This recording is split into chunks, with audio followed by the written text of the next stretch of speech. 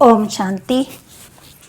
21 मार्च 2025 के बाबा के महावाक्य। बाबा कहते मीठे बच्चे, तुम्हें अपने योग बल से सारी सृष्टि को पावन बनाना है।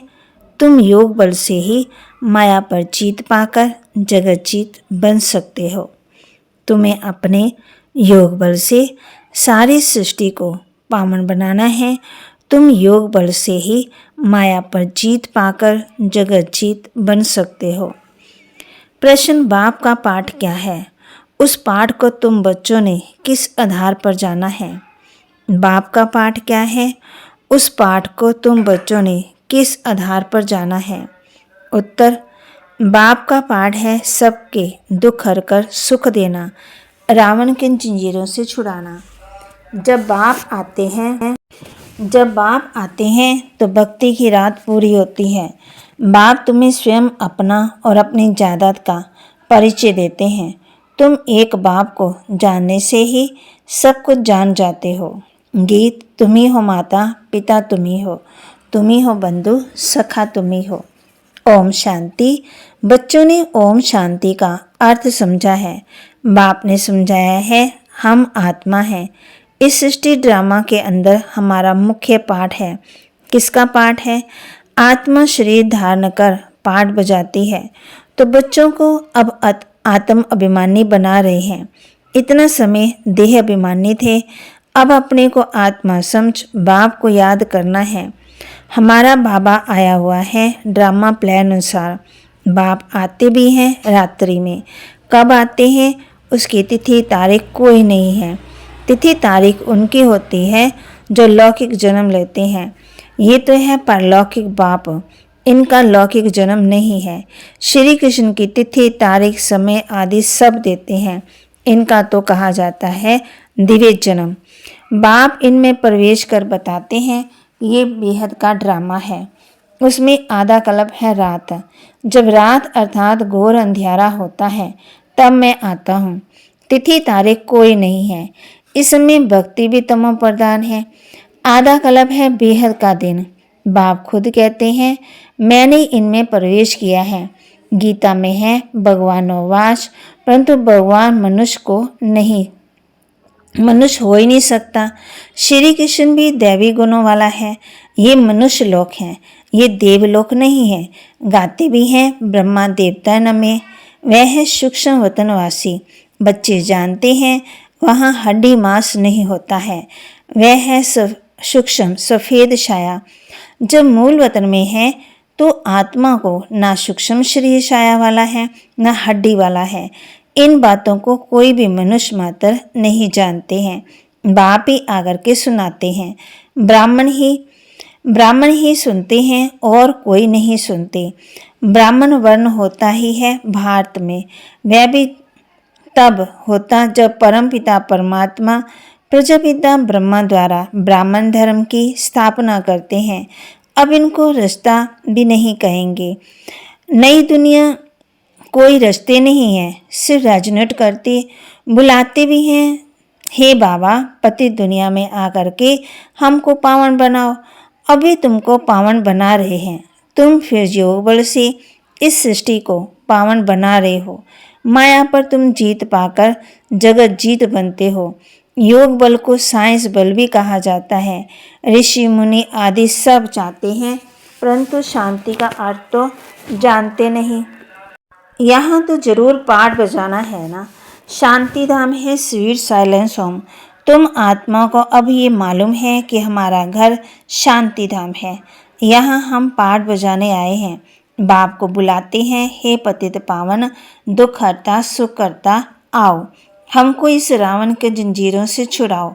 भक्ति है रात, ज्ञान है दिन। रात मुर्दाबाद होती, फिर ज्ञान जिंदाबाद होता।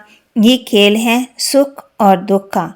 तुम जानते हो पहले हम स्वर्ग में थे, फिर उतरते उतरते आकर नीचे नरक में पड़े। कलयुग के बाद सतयुग होगा। सतयुग कब आएगा ये कोई नहीं जानते। तुम बाप को जानने से बाप द्वारा सब कुछ जान गए हो। मनुष्य भगवान को ढूंढने के लिए कितना धक्का खाते हैं। बाप को जानते नहीं, जाने तब जब बाप आकर के अपना और अपनी जायदाद का परिचय दे। वर्षा बाप से ही मिलता है, माँ से नहीं। इनको मम्मा भी कहते हैं, परंतु इनसे वर्षा नहीं मिलता। इनको याद भी नहीं करना। ब्रह्मा विष्णु शंकर भी शिव के बच्चे हैं, ये भी कोई नहीं जानते। बेहद की सारी दुनिया का रचयिता एक ही बाप है, बाकी सब है उनकी रचना या हद के रचयिता। अब तुम बच्चों को बाप कहते हैं, मुझे याद करो तो तुम्हारे विकर्म विनाश हो। मनुष्य बाप को नहीं जानते तो किसको याद करें। इसलिए बाप कहते हैं, कितने निर्धन के बन पड़े हैं। ये भी ड्रामा में नोंद है। भक्ति और ज्ञान दोनों में सबसे श्रेष्ठ है कर्म, दान करना। भक्ति मार्ग में ईश्वर अर्थ दान करते हैं। किस लिए? कोई कामना तो जरूर होती। समझते हैं जैसा कर्म करेंगे वैसा फल जरूर दूसरे जन्म में पाएंगे। इस जन्म में जो करेंगे उसका फल दूसरे जन्म में पाएंगे। तो बाबा कहती, इस जन्म में जो करेंगे उसका फल दूसरे जन्म में पाएंगे। तो बाबा कहती, सबसे अच्छे से अच्छा कर्म है दान होता है। दानी को पुण्य आत्मा कहा जाता है, भारत को महादानी कहा जाता है। भारत में जितना दान होता है उतना और कोई खंड में नहीं। बाप भी आकर के बच्चों को दान करते, बच्चे फिर बाप को दान करते। कहते हैं, बाबा आप आएंगे तो हम अपना तन मन धन सब आपके हवाले कर देंगे, आप बिगर हमारा कोई नहीं। बाप भी कहते हैं, मेरे लिए तुम बच्चे ही हो, मुझे कहते ही हो ना हेवनली गॉडफादर, अर्थात स्वर्ग की स्थापना करने वाला। मैं आकर के तुमको स्वर्ग की बादशाही देता हूँ। बच्चे मेरे अर्थ सब कुछ दे देते हैं। बाबा सब कुछ आपका है। भक्ति मार्ग में भी कहते थे, बाबा ये सब कुछ आपका दिया हुआ है। फिर वह चला जाता तो दुखी हो जाते हैं। वह है भक्ति का अलग काल का सुख। बाप समझाते हैं, भक्ति मार्ग में तुम मुझे दान पुण्य करते हो इनडायरेक्ट, उसका फल तो तुमको मिलता रहता। अब इस समय मैं तुमको कर्म अकर्म विकर्म का राज बैठ समझाता हूँ। भक्ति मार्ग में तुम जैसे कर्म करते हो उसका अल्पकाल का सुख मेरे द्वारा तुमको मिलता है। इन बातों का दुनिया में किसी को पता ही नहीं है। बाप ही आकर के कर्मों की गति समझाते हैं। सतयुग में कभी कोई बुरा कर्म करते ही नहीं है, सदा सुख ही सुख है। याद भी करते हैं सुखधाम स्वर्ग को, अभी बैठे हैं नरक में, फिर भी कह देते हैं फलाना स्वर्ग पधारा। आत्मा को स्वर्ग कितना अच्छा लगता है, आत्मा ही कहती है ना फलाना स्वर्ग पधारा, परंतु तमो प्रधान होने के कारण उनको कुछ नहीं पता ही नहीं पड़ता कि स्वर्ग क्या है नरक क्या है। बेहद का बाप कहते हैं, तुम सब कितने तमो प्रधान बन गए हो। ड्रामा को तो जानते नहीं, समझते भी हैं कि सृष्टि का चक्कर फिरता है। जो जरूर हुबहू फिरेगा ना, वह सिर्फ कहने मात्र कह देते हैं। अभी यह है संगम युग, इस एक ही संगम युग का गायन है। आधा कल्प देवताओं का राज्य चलता है, फिर वह राज्य कहाँ चला जाता, कौन जीत लेते, ये भी किसी को पता ही नहीं। बाप कहते हैं रावण जीत लेता है। उन्होंने फिर देवताओं और असुरों की लड़ाई बैठ दिखाई है। अब बाप समझाते हैं 5 विकारों रूपी रावण से हारते हैं, फिर जीत भी पाते हैं रावण पर। तो तुम तो पूज्य थे, फिर पुजारी पतित बन जाते हो, तो रावण से हारे ना। ये तुम्हारा दुश्मन होने के कारण तुम सदा जलाते आए हो, परंतु तुमको पता ही नहीं है। अब बाप समझाते रावण के कारण तुम पतित बन गए। इन विकारों को ही माया कहा जाता, माया जीत जगत जीत। ये रावण सबसे बड़ा पुराना दुश्मन है। अभी श्रीमत से तुम इन 5 विकारों पर जीत पाते हो। बाप आए हैं जीत पहनाने, ये खेल है ना। माया से हारे हार, माया से जीते जीत, जीत बाप ही पहनाते हैं। इसलिए इनको सर्वशक्तिवान कहा जाता है। रावण भी कम शक्तिवान नहीं है, परंतु वह दुख देते इसलिए गाते नहीं। रावण तो बहुत बलवान है, तुम्हारी राजाई छीन लेते। अभी तुम समझ गए हो। तो बाबा कहते, तुम अभी समझ गए हो हम कैसे हारते हैं फिर कैसे जीत पाते हैं। आत्मा चाहती भी है हमको शांति चाहिए, हम अपने घर जाएं। भक्त भगवान को याद करते हैं परंतु पत्थर बुद्धि होने के कारण समझते नहीं है। भगवान बाबा बैठा है तो बाप से जरूर वर्षा मिलता होगा, मिलता भी जरूर है परंतु कब मिलता है फिर कैसे गवाते हैं ये नहीं जानते। बाप कहते हैं मैं इस ब्रह्मा तन द्वारा तुमको बैठ समझाता हूँ, मुझे भी तो आग्रह चाहिए बोलने के लिए, मुझे अपनी कर्म इंद्रियां तो है ही नहीं, सूक्ष्म वतन में भी कर्म इंद्रियां। तो बाबा बच्चों को समझाते हैं चलते फिरते जैसे मूवी बायोस्कोप होता है वह मूवी टॉकी बायोस्कोप निकले हैं तो बाप को भी समझाने में सहज होता है। उन्हों का है बाहुबल, तुम्हारा है योग बल। वह दो भाई भी अगर आपस में मिल जाएं तो विश्व पर राज्य कर सकते हैं परंतु अभी तो फूट पड़ी हुई है। तुम बच्चों को साइलेंस का शुद्ध घमंड रहना चाहिए। तुम मन मना भाव के आधार से साइलेंस पर द्वारा जगत जीत बन जाते हो, वह है साइंस घमंडी।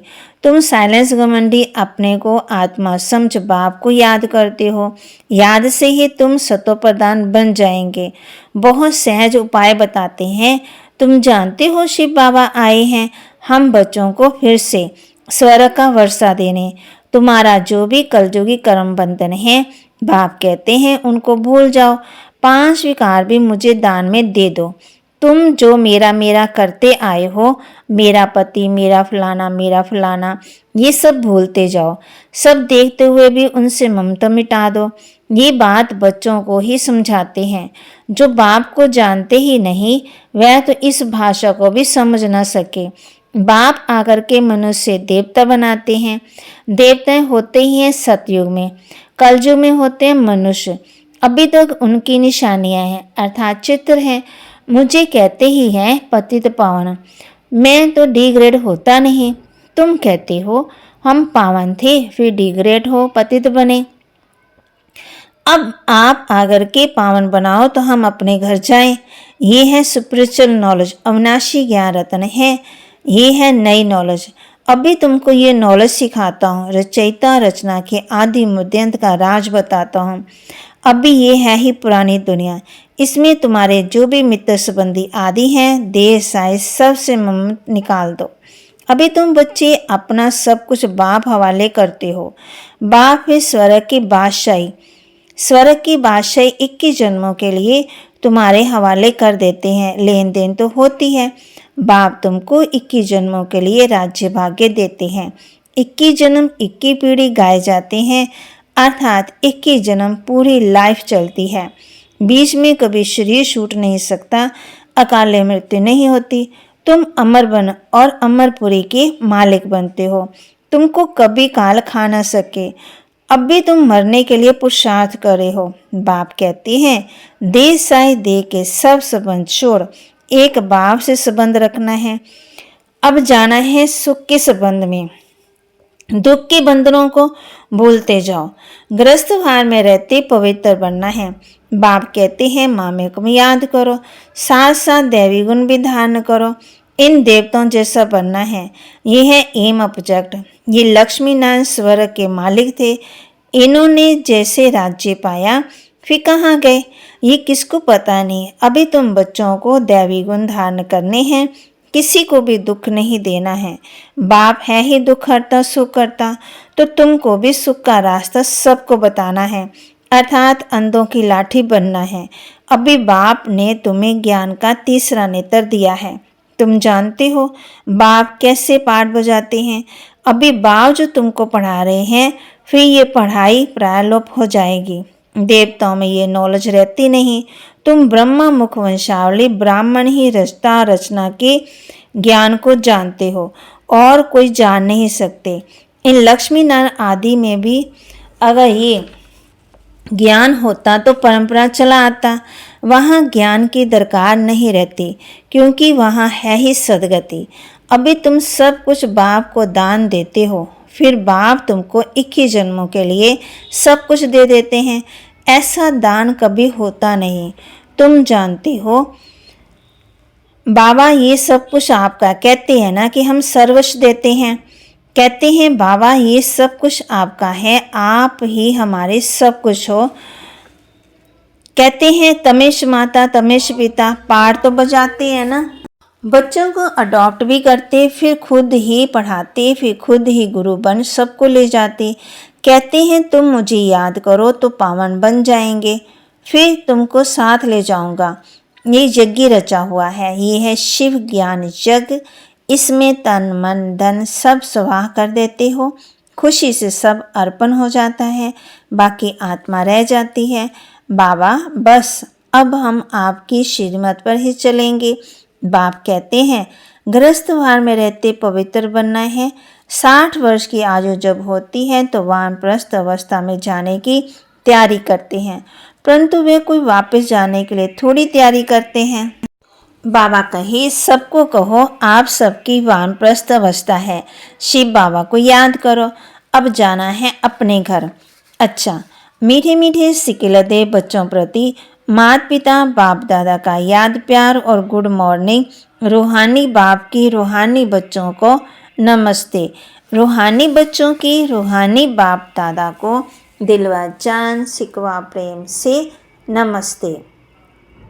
धारणा के लिए मुख्य सार, कलयुगी सर्व कर्म बंधनों से बुद्धि को भूल 5 विकारों का दान कर आत्मा को सत्व प्रदान बनाना है।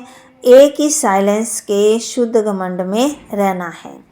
कलयुगी सर्व कर्म बंधनों को बुद्धि से भूल 5 विकारों का दान कर आत्मा को सत्व प्रदान बनाना है। एक ही साइलेंस के शुद्ध घमंड में रहना है। इस रुद्र यज्ञ में खुशी से अपना तन मन धन सब अर्पण कर सफल करना है। इस समय सब कुछ बाप हवाले कर 21 जन्मों की बादशाही बाप से ले लेनी है। वरदान, रोब के अंश का भी त्याग करने वाले सोमानधारी पुण्य आत्मा भव। रोब के अंश का भी त्याग करने वाले सोमानधारी पुण्य आत्मा भव। सोमानधारी बच्चे सभी को मान देने वाले दाता होते हैं। दाता अर्थात रहम दिल, उनमें भी कभी किसी भी आत्मा के प्रति संकल्प मात्र भी रोब नहीं रहता। ये ऐसा क्यों? ऐसा नहीं करना चाहिए, होना नहीं चाहिए। ज्ञान ये कहता है क्या? ये भी सूक्ष्म रोब का अंश है, लेकिन सोमानधारी पुण्य आत्मा गिरे हुए को उठाएगी, सहयोगी बनाएगी। वह कभी ये संकल्प भी नहीं कर सकती ये तो अपने ही कर्मों का फल भोग रहे हैं, करेंगे तो जरूर पाएंगे, इन्हें गिरना ही चाहिए। ऐसे संकल्प आप बच्चों को नहीं हो सकते। स्लोगन, संतुष्टता और प्रसन्नता की विशेषता ही उड़ती कला का अनुभव कराती है। संतुष्टता और प्रसन्नता की विशेषता ही उड़ती कला का अनुभव कराती है। अव्यक्त इशारे, सत्यता और सभ्यता रूपी कल्चर को अपनाओ। सत्यता की शक्ति की निशानी है निर्भयता।